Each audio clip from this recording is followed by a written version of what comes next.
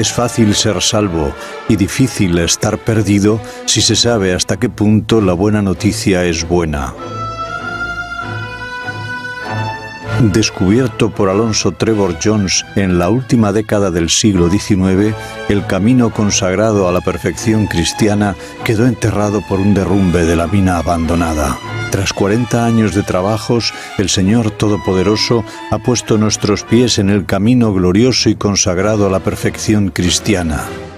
Dejando atrás los escombros, decimos con el apóstol Pablo en su carta a los Hebreos en el capítulo 6 y versículo 11: «Vamos adelante a la perfección.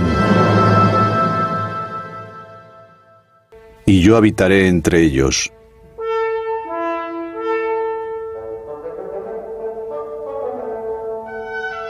Cuando el Señor dio a Israel las directrices originales para la construcción del santuario, que iba a ser figura para aquel tiempo presente, dijo: «Y hacerme han un santuario, y yo habitaré entre ellos». Libro del Éxodo, capítulo 25, versículo 8. El objetivo del santuario era que el Señor pudiese habitar entre ellos. Su propósito queda más plenamente revelado en las siguientes palabras: «Y yo testificaré de mí a los hijos de Israel. Y el lugar será santificado con mi gloria, y santificaré el tabernáculo del testimonio y el altar. Santificaré asimismo a Aarón y a sus hijos para que sean mis sacerdotes.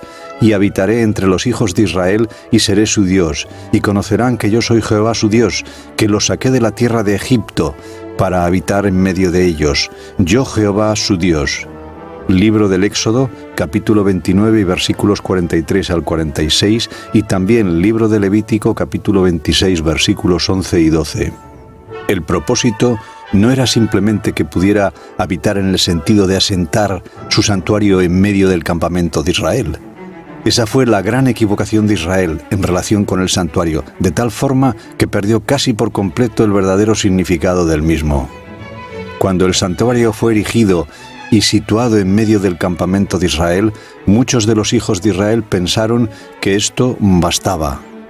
Supusieron que en eso consistía que Dios fuese a habitar en medio de ellos. Es cierto que mediante la Shekinah, Dios moraba en el santuario. Pero el edificio del santuario, con su espléndido ornamento, asentado en medio del campamento, no constituía el todo del santuario. Además del magnífico decorado del edificio, estaban los sacrificios y ofrendas del pueblo y los sacrificios y ofrendas en favor del pueblo. También los sacerdotes en el servicio continuo y el sumo sacerdote en su gran ministerio. Y también el sumo sacerdote en su sagrado ministerio. Sin todo ello, el santuario habría sido para Israel poco más que algo vacío, incluso aunque el Señor morase allí.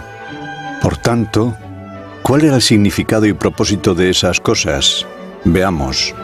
Cuando alguno de los israelitas había hecho algo contra alguno de los mandamientos de Jehová en cosas que no se han de hacer, el culpable llevaba de su voluntad el cordero sacrificial a la puerta del tabernáculo. Antes que éste fuese ofrecido en sacrificio, el israelita que lo había traído ponía sus manos sobre la cabeza de la víctima y confesaba sus pecados. Y él lo aceptará para expiarle.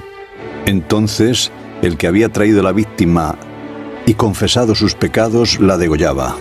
La sangre se recogía en una taza. Parte de la sangre la rociaban alrededor sobre el altar, el cual está a la puerta del tabernáculo, altar de los holocaustos u ofrendas ardientes. Otra parte de la sangre se ponía sobre los cuernos del altar del perfume aromático, que está en el tabernáculo del testimonio, y parte de ella se rociaba 7 veces delante de Jehová hacia el velo del santuario.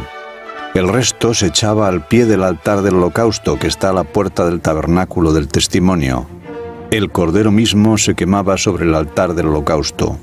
Y de todo ese servicio se concluye: y le hará el sacerdote expiación de su pecado que habrá cometido, y será perdonado. El servicio era similar en el caso de que el pecado y subsiguiente confesión fuese del conjunto de la congregación. Se ofrecía asimismo un servicio análogo de forma continua, mañana y tarde, en favor de toda la congregación. Pero sea que los servicios fueran de carácter individual o de carácter general, la conclusión venía siempre a resultar la misma. Y le hará el sacerdote expiación de su pecado que habrá cometido y será perdonado. Podemos ver todo este ritual en el libro de Levítico en los capítulos del 1 al 5. El ciclo del servicio del santuario se completaba anualmente, y el día en que se alcanzaba la plenitud del servicio, el 10º del mes séptimo, era especialmente el día de la expiación y la purificación del santuario. En ese día se concluía el servicio en el lugar santísimo. A ese día se refiere la expresión una vez al año, cuando solo el pontífice o sumo sacerdote entraba en el lugar santísimo o santo de los santos, y del sumo sacerdote y su servicio en ese día está escrito: y expiará el santuario santo y el tabernáculo del testimonio, expiará también el altar y a los sacerdotes y a todo el pueblo de la congregación. Libro de Levítico, capítulo 16, versículos 2 al 34, y también la carta del apóstol Pablo a los Hebreos en el capítulo 9 y versículos del 2 al 8. Así, los servicios del santuario en el ofrecimiento de los sacrificios y la administración de los sacerdotes, y particularmente en los del sumo sacerdote, tenían por fin hacer expiación, perdonar y alejar los pecados del pueblo, por causa del pecado y la culpa, por haber hecho algo contra alguno de los mandamientos de Jehová su Dios, sobre cosa que no se ha de hacer. Era necesario hacer expiación o reconciliación y obtener perdón. El término expiación o reconciliación contiene la idea de unidad de mente. El pecado y la culpa habían separado a los israelitas de Dios. Mediante esos servicios se llegaba a reconciliar, hechos uno, con Dios. Perdonar significa dar por. Perdonar el pecado es dar por el pecado. El perdón de los pecados viene únicamente de Dios. Y podemos preguntarnos, ¿qué es lo que Dios da? ¿Qué es lo que Dios dio por el pecado? Dio a Cristo, y Cristo se dio a sí mismo por nuestros pecados. Palabras del apóstol Pablo en la carta a los Gálatas en el capítulo 1 y versículo 4, también en la carta a los Efesios, capítulo 2, versículos del 12 al 16, y la carta del apóstol Pablo a los Romanos del capítulo 5 y versículos del 8 al 11. Por lo tanto, cuando un individuo o toda la congregación de Israel había pecado y deseaba perdón, todo el plan y problema del perdón, reconciliación y salvación se desplegaba ante la presencia del pecador. El sacrificio que se ofrecía lo era por la fe en el sacrificio que Dios ya había realizado al entregar a su Hijo por el pecado. Es en esa fe que Dios aceptaba a los pecadores, y éstos recibían a Cristo en lugar de su pecado. Eran así reconciliados con Dios, o hechos uno con Él, expiación. Es así como Dios moraría en medio de ellos, es decir, habitaría en cada corazón y moraría en cada vida, para convertirla en algo santo, inocente, limpio, apartado de los pecadores. Y el hecho de asentar el tabernáculo en medio del campamento de Israel era una ilustración, una lección objetiva y una evocación de la verdad de que Él habitaría en medio de cada individuo. Palabras del apóstol Pablo en su carta a los Efesios en el capítulo 3 y versículos 16 al 19. Algunos de entre la nación, en todas las épocas, vieron en el santuario esta gran verdad salvadora, pero como un cuerpo, en la globalidad del tiempo Israel perdió este concepto, y deteniéndose únicamente en el pensamiento de que Dios habitase en el tabernáculo en medio del campamento, dejaron de alcanzar el gozo de la presencia personal de Dios morando en sus vidas individuales. En correspondencia con ello, su adoración se transformó en formalista y de carácter externo, más bien que de carácter interior o espiritual. De esa forma sus vidas continuaron siendo irregeneradas y desprovistas de santidad, y así aquellos que habían salido de Egipto perdieron la gran bendición que Dios tenía para ellos y cayeron en el desierto, como nos dice el apóstol Pablo en su carta a los Hebreos en el capítulo 3 y versículos 17 al 19. Tras haber entrado en tierra de Canaán, el pueblo cometió idéntico error. Pusieron su dependencia en el Señor solamente como aquel que moraba en el tabernáculo y no permitieron que el tabernáculo y su ministerio fuesen los medios por los que el Señor morase en medio de ellos por la fe.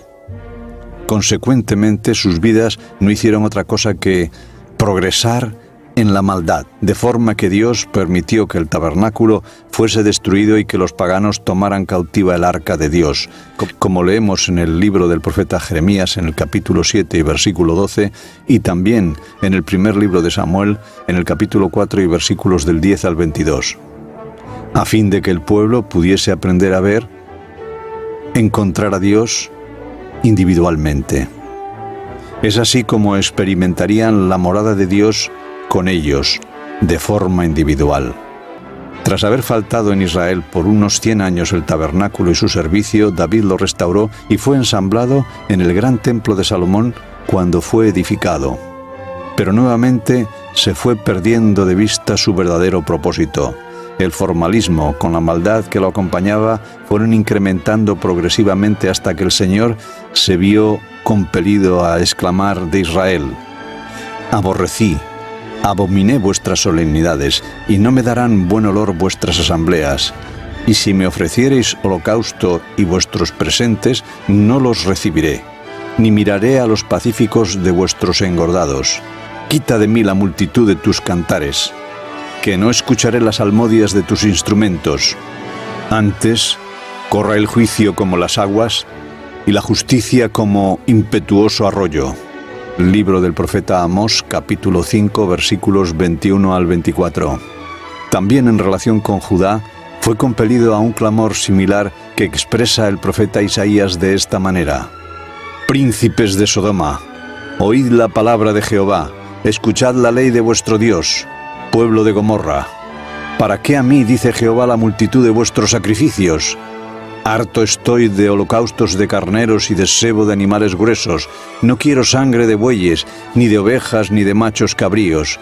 ¿Quién demandó esto de vuestras manos cuando vinisteis a presentaros delante de mí para hollar mis atrios? No me entreguéis más vano presente. El perfume me es abominación. Luna nueva y sábado, el convocar asambleas, no las puedo sufrir.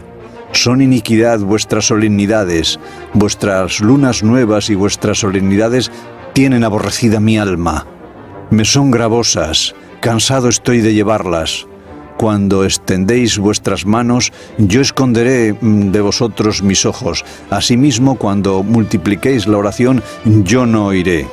Llenas están de sangre vuestras manos. Lavaos, limpiaos, quitad la iniquidad de vuestras obras de delante de mis ojos. Dejad de hacer lo malo, aprended de hacer el bien, buscad el juicio, restituid al agraviado, oíd el derecho del huérfano, amparad a la viuda. Venid luego, dirá Jehová, y estemos a cuenta.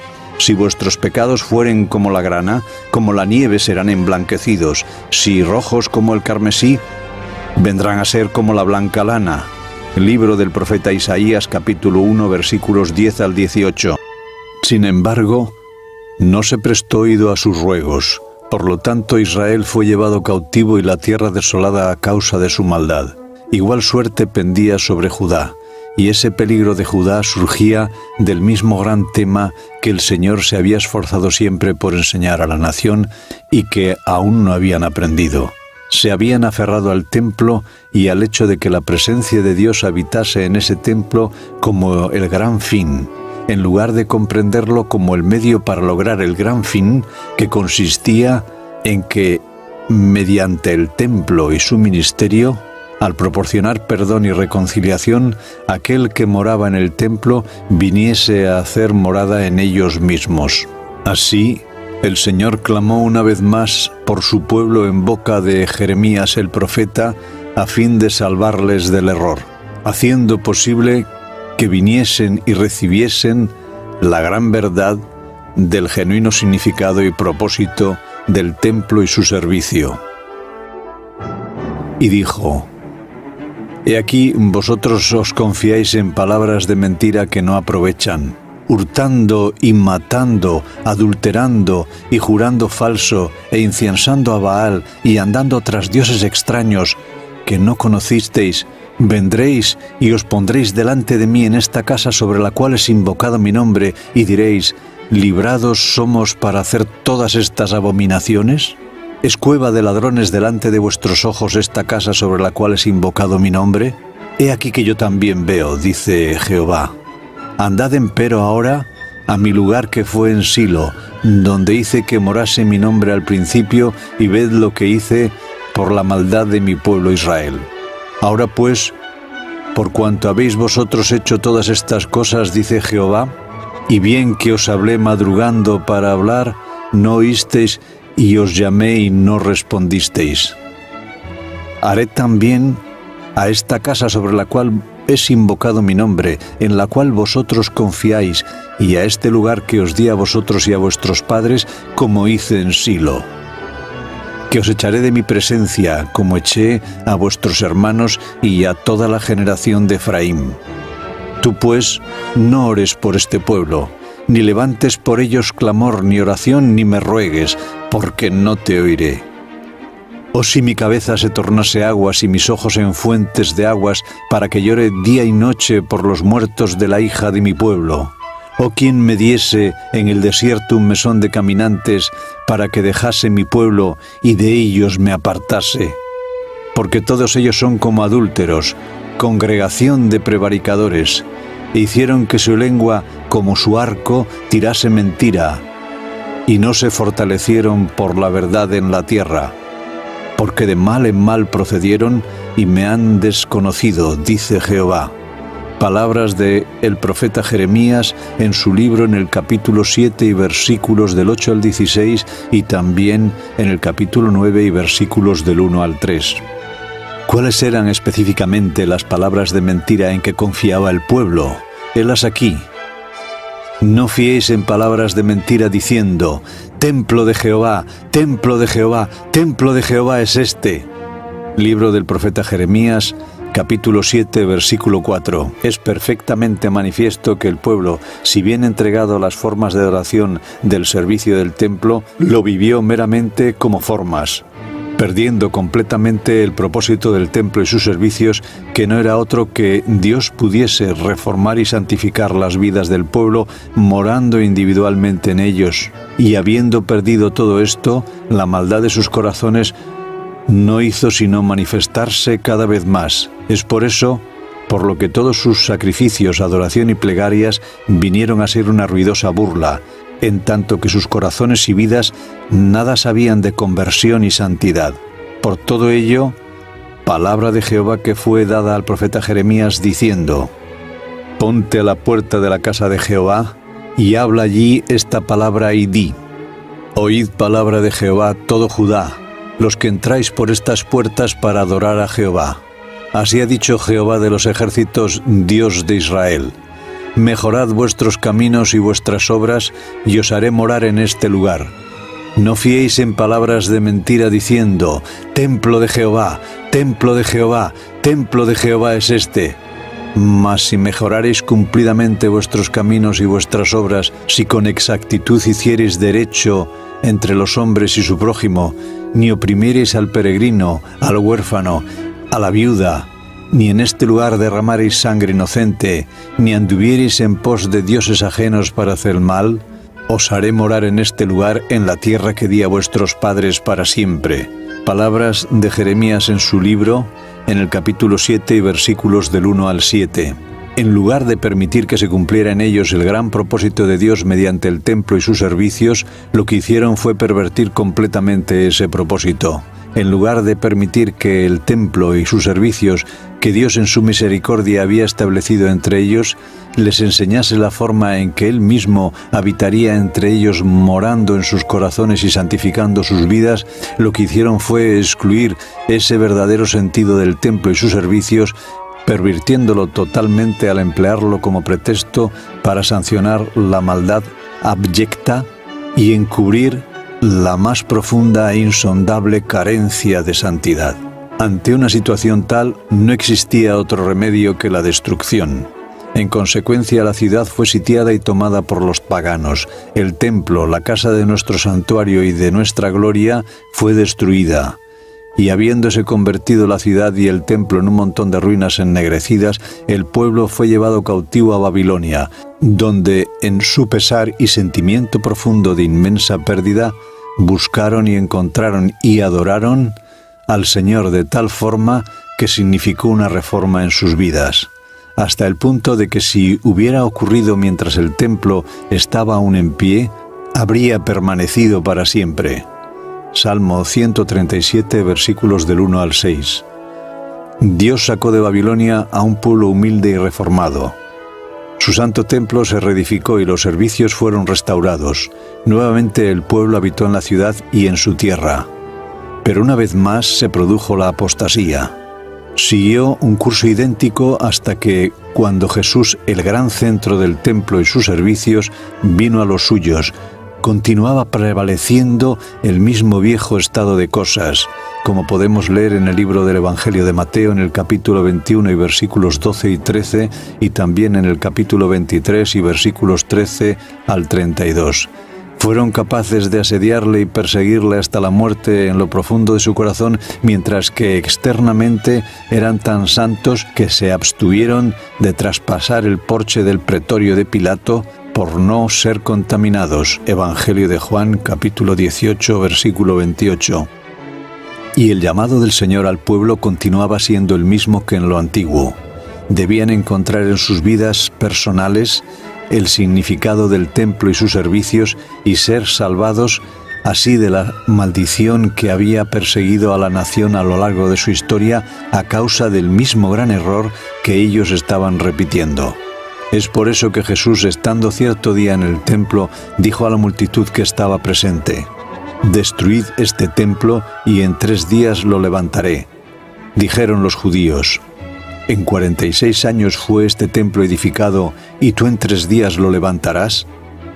Mas él hablaba del templo del cuerpo, como podemos leer en el Evangelio de Juan en el capítulo 2 y versículos 19 al 21. Cuando Jesús en el templo habló esas palabras a la gente refiriéndose al templo de su cuerpo, estaba en realidad intentando, como lo había hecho durante toda su historia pasada, que pudiesen entender que el gran propósito del templo y sus servicios fue siempre que a través del ministerio y los servicios allí efectuados, Dios pudiese andar y morar entre ellos del mismo modo en el que moraba en el templo, haciendo santa su habitación en ellos mismos, lo mismo que su morada en el templo convertía ese lugar en santo. Así, al morar y andar Dios en ellos, sus cuerpos serían verdaderamente templos del Dios viviente. Palabras del apóstol Pablo en su segunda carta a los Corintios, capítulo 6 y versículo 16, en primera carta a los Corintios, capítulo 3 y versículo 16 y 17, en el libro de Levítico, en el capítulo 26 y versículo 11 y 12 también, y en el segundo libro de Samuel, en el capítulo 7, versículos 6 y 7. Sin embargo, ni siquiera entonces comprendieron esa verdad. No querían ser reformados. No querían que el propósito del santuario se cumpliera en ellos mismos. No deseaban que Dios morase en ellos. Rechazaban a aquel que vino personalmente para mostrarles el verdadero propósito y el verdadero camino. Por lo tanto, una vez más, no hubo otro remedio que la destrucción. Una vez más, la ciudad fue tomada por los paganos. También el templo, la casa de nuestro santuario y de nuestra gloria, fue pasado por el fuego. Fueron asimismo llevados cautivos y fueron dispersados para siempre para andar errantes entre las gentes. Libro del profeta Oseas, capítulo 9 y versículo 17. Es preciso recalcar una vez más que el santuario terrenal, el templo con su ministerio y servicios como tales, no era sino una figura del verdadero, el que existía entonces en el cielo, con su ministerio y servicios. Cuando a Moisés se le presentó por primera vez el concepto del santuario para los israelitas, el Señor le dijo: «Mira, hazlos conforme a su modelo, que te he mostrado en el monte». Palabras del apóstol Pablo en su carta a los Hebreos en el capítulo 8 y versículo 5, y también en el libro de Éxodo, capítulo 25 y versículo 40, y también en el capítulo 26 y el versículo 30, y también en el mismo libro de Éxodo, en el capítulo 27 y versículo 8.